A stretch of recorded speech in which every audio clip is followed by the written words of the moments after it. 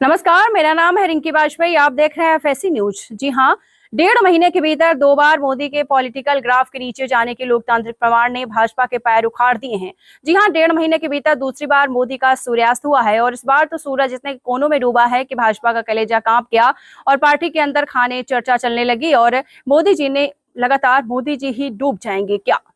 देखिए, 7 राज्यों की 13 विधानसभा सीटों पर हुए उपचुनाव के रुझान जैसे आने शुरू हुए। मोदी और अमित शाह का चेहरा लगातार सोने की तरह नजर आने लगा। सुधनी नहीं जानते, गूगल करके देख लीजिए। इससे भी बुरी खबर मोदी के लिए यह है कि बाल बुद्धि वाले राहुल गांधी ने उनकी बुद्धि हरी कर दी। पूरा देश देख रहा है कि मोदी संसद से सड़क और सभाओं तक सिर्फ एक फेंकू नेता की तरह बात करते हैं और राहुल गांधी चुपचाप रहकर जमीन पर अपना आधार और अपनी साख दोनों बढ़ाते जा रहे हैं। 10 जुलाई को इन 13 सीटों पर उपचुनाव के लिए वोटिंग हुई थी। इन 13 सीटों में सबसे ज्यादा बंगाल की 6 सीटें और हिमाचल प्रदेश की 3 सीटें, उत्तराखंड की 2 और तमिलनाडु, मध्य प्रदेश, पंजाब और बिहार की 11 सीट थी। बिहार में रुपौली, पश्चिम बंगाल में रायगंज, राणाघाट, दक्षिण बागदा और मानिकतला, तमिलनाडु में विक्रवाड़ी, मध्य प्रदेश में अमरवाला, उत्तराखंड में बद्रीनाथ और मंगलोर, पंजाब में जालंधर पश्चिम और हिमाचल प्रदेश में देहरा, हमीरपुर और नालागढ़ की सीटें शामिल हैं। इन 13 सीटों पर उपचुनाव लोकसभा चुनाव के बाद नरेंद्र मोदी की लोकप्रियता और प्रभाव का लिटमस टेस्ट था। लेकिन बीजेपी को उस समय सदमा लगा जब खबर आई कि 13 विधानसभा सीटों में से कांग्रेस 5 सीटों पर आगे चल रही है, टीएमसी 4 सीटों पर, डीएमके आम आदमी पार्टी 11 सीटों पर और यहाँ तक कि निर्दलीय भी 2 सीटों पर आगे चल रही है। उस समय मोदी की भाजपा सिर्फ 1 सीट पर आगे चल रही थी। विश्व गुरु को सबसे ज्यादा सताया है बंगाल की जनता ने, जहां भाजपा 4 की चारों सीटों पर पिछड़ गई। गौर कीजिए कि इन 4 में से 3 सीटों पर पिछली बार भाजपा जीती थी। सिर्फ 1 सीट टीएमसी के पास थी। मतलब जनता ने नरेंद्र मोदी के बड़बोलेपन, लफजाजी और ममता बनर्जी को लेकर उनकी असभ्यता को बुरी तरीके से दंडित किया। गौर कीजिए कि इन 4 में से 3 सीटों पर पिछली बार भाजपा जीती थी। सिर्फ 1 सीट टीएमसी के पास थी। मतलब जनता ने नरेंद्र मोदी के बड़बोलेपन, लफबाजी और ममता बनर्जी को लेकर उनकी असभ्यता को बुरी तरीके से दंडित किया है। उत्तराखंड की दोनों सीटों पर कांग्रेस ने शुरू से ही बढ़त बनाई हुई थी। इसी तरह मध्य प्रदेश के छिंदवाड़ा की अमरवाड़ा सीट भी कांग्रेस और बीजेपी दोनों के लिए नाक का सवाल थी। 2013 से लगातार 3 बार से जीत रहे विधायक कमलेश शाह 2023 में कांग्रेस के टिकट पर जीते थे, लेकिन 6 महीने बाद ही कमलेश कांग्रेस की प्राथमिक सदस्यता से इस्तीफा देकर बीजेपी में शामिल हो गए।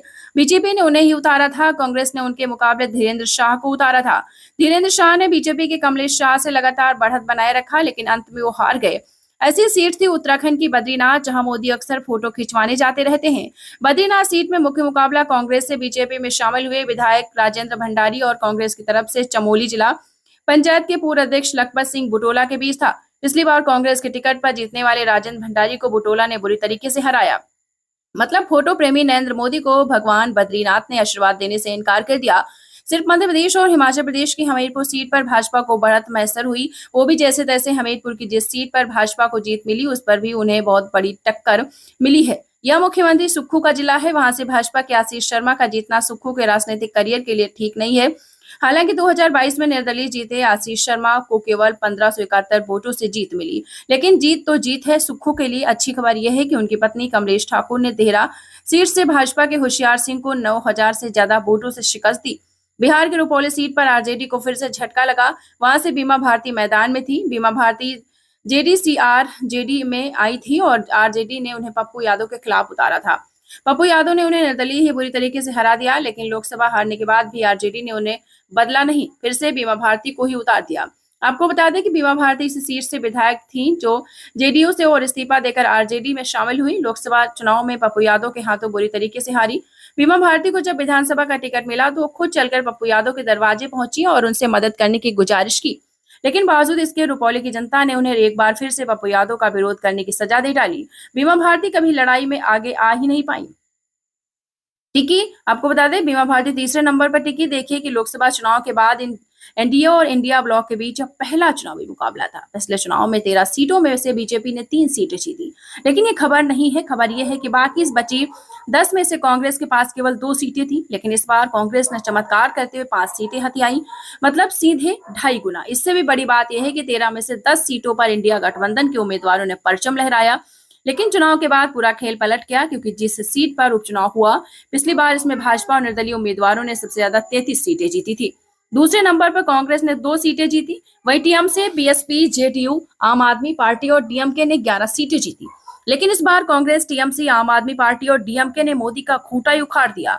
मोदी का ढलता हुआ सूरज राहुल गांधी के सूर्योदय की कहानी कह रहा है और इस कहानी को अब और खारिज करना नरेंद्र मोदी को लगातार हास्यास्पद बनाएगा।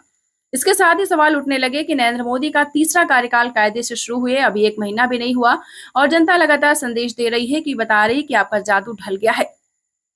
लोकसभा चुनाव के नतीजे आए थे तो कहा जा रहा था कि कुछ भूलों का नतीजा है, लेकिन उपचुनाव तो मोदी के लिए नाक का सवाल था। किसी भूल की कोई जगह ही नहीं छोड़ी गई।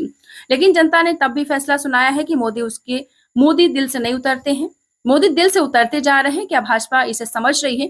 अमित शाह और जेपी नड्डा इसे समझ रहे हैं, आरएसएस इसे समझ रहा है और इसे सबसे ऊपर क्या नरेंद्र मोदी इसे समझ रहे हैं। और अगर नहीं समझ रहे तो इसका नुकसान किसको होगा, मोदी को, भाजपा को या फिर एनडीए को? खैर, इस खबर के बारे में आपकी क्या राय है? आप कमेंट्स बॉक्स में कमेंट करके जरूर बताएं। धन्यवाद। पढ़ते रहिए fight against criminal daily newspaper. आज की खबर में बस इतना ही। वीडियो को लाइक करें और चैनल को सब्सक्राइब कर ले, जिससे आने वाली वीडियो की नोटिफिकेशन आपको मिलती रहे।